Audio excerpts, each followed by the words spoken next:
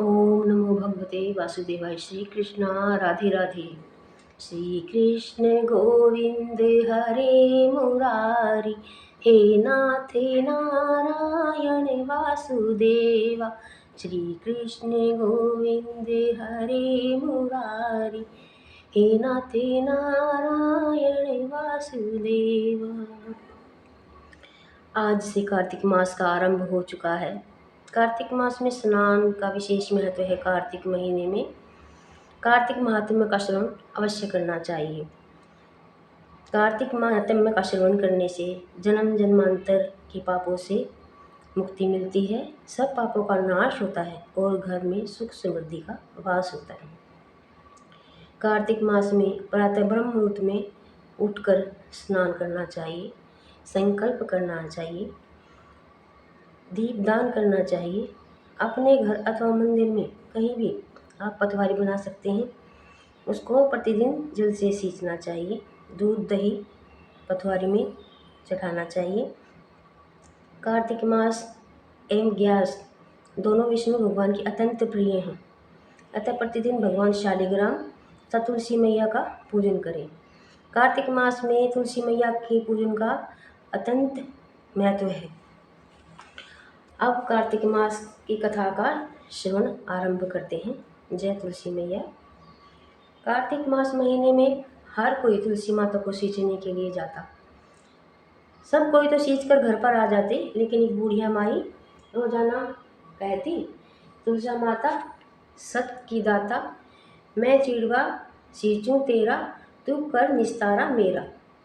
तुलसा माता अहुआ दे महुआ दे, पीताम्बर की धोती दे, मीठा ग्रास दे, बैकुंठ का वास दे, चटके की चाल दे, पटके की मोत दे, चंदन का काठ दे, झालर का झुकार दे, साई का राज दे, दाल भात का जीवन दे, 11 का दिन दे, कृष्ण का कांधा दे। इतनी बात सुनकर तुलसा मैया सूखने लगी। भगवान ने पूछा, तुम्हारे पास तो इतनी औरतें आती हैं, तुम्हें जिमाती हैं, भजन सुनाती हैं, गाती हैं, फिर तुम सूखने क्यों लगी हो? तुलसा माता ने कहा कि एक बुढ़िया माई आती है और रोज इतनी बात कहकर जाती है, और मैं तो सब कुछ दे दूंगी, पर मैं आपका कांधा कैसे दूंगी? थोड़े दिन बाद बुढ़िया आई, बुढ़िया माई मर गई। सब कोई उसको उठाने घर पहुँचे तो बुढ़िया माई भारी हो गई, उठे ही नहीं। सब कोई कहने लगे, पाप घाट की माता फेरती थी, जिससे इतनी भारी हो गई है। भगवान बूढ़े ब्राह्मण का रूप धारण करके आए। सब पूछने लगे, इतनी भीड़ क्यों हो रही है? सब बोले कि बुढ़िया माई मर गई है, पर किसी से उठ ही नहीं रही है। तब भगवान बोले कि इसके कान में मुझे कुछ बात कहने दो, यह उठ जाएगी। सब ने कहा कि मन की बात निकाल ले। भगवान ने जाकर उसके कान में कहा, बुढ़िया माई तू चिड़वा सींचे मेरा, मैं निस्तारा करूं तेरा। बुढ़िया माई अहुआ ले महुआ ले, पीताम्बर की धोती ले, मीठा मीठा ग्रास ले, बैकुंठ का वास ले, चटके की चाल ले, पटके की मोत ले, चंदन का काट ले, झालर का झिंकार ले, साई का राज ले, दाल भात का जीवन ले, कृष्ण का कांधा ले। इतना कहते ही बुढ़िया माई हल्की हो गई और कांधे पर ले गई। उसकी मुक्ति हो गई। हे तुलसा माता, जैसी मुक्ति बुढ़िया माई की ऐसी मुक्ति सबको देना, सबका भला करना। जय तुलसा मैया। कार्तिक मास का महात्म्य शुरू करने से पहले आपको बता दें कि शरद पूर्णिमा को कार्तिक मास की शुरुआत होती है। अब इसका कार्तिक महात्म्य की शुरुआत करते हैं, आरंभ करते हैं। पहला अध्याय। नैमिषारण्य तीर्थ में श्री सूत जी महाराज 88,000 सोना आदि ऋषियों से बोले, अब मैं आपके सामने कार्तिक महात्म्य की श्रेष्ठ कथा कहता हूँ, जिसे सुनकर मनुष्य सब प्रकार के पापों से छूटकर वैकुंठ को प्राप्त कर लेता है। सूत जी ने कहा, श्री कृष्ण जी से आज्ञा लेकर नारद जी के चले जाने पर सत्यभामा प्रसन्न होकर श्री कृष्ण से बोली, हे नाथ, मेरा जीवन सफल हो गया। मेरे माता पिता भी धन्य हैं जो आपकी 16,000 रानियों में से मैं अत्यधिक प्यारी हुई। मैंने यह कल्पवृक्ष आदि आपके साथ नारद जी को विधि पूर्वक दान में दिया, परंतु वही कल्पवृक्ष मेरे घर में सदा लहराया करता है, जिसकी बात मृत्युलोक में कोई भी स्त्री नहीं जानती।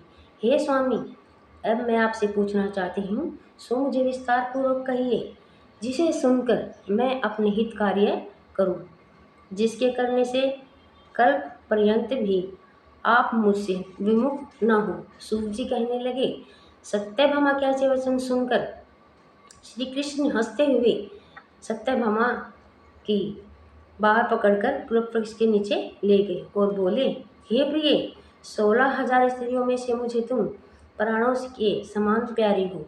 तुम्हारे लिए देवताओं और देवराज इंद्र से भी मैंने विरोध किया था।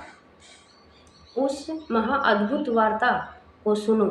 सूत जी बोले, एक दिन भगवान श्री कृष्ण भगवान सत्यभामा के साथ गरुड़ पर सवार होकर इंद्रलोक में जाकर कल्पवृक्ष मांगा। तब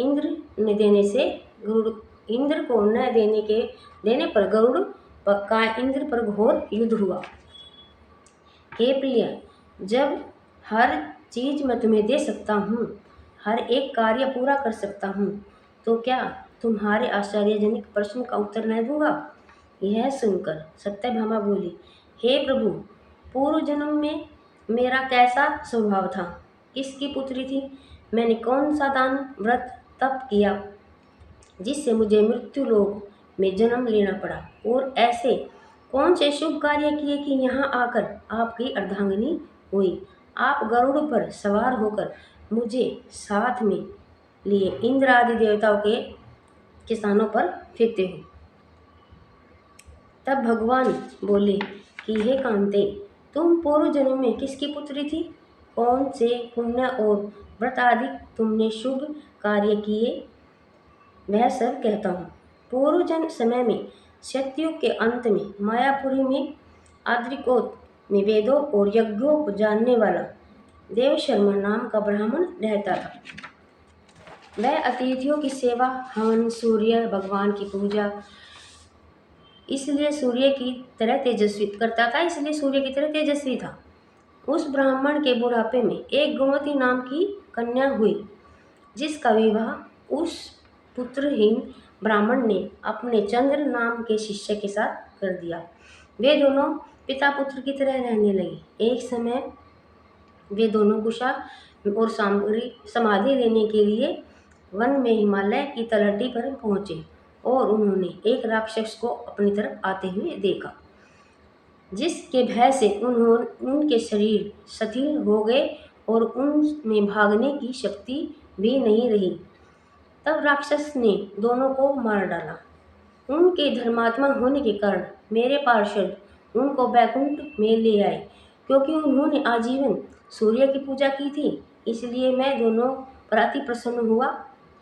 अब वे दोनों विमान में चढ़े और सूर्य के समान तेजस्वी, रूपवान, चंदन और माला धारण किए हुए बैकुंठ में आए।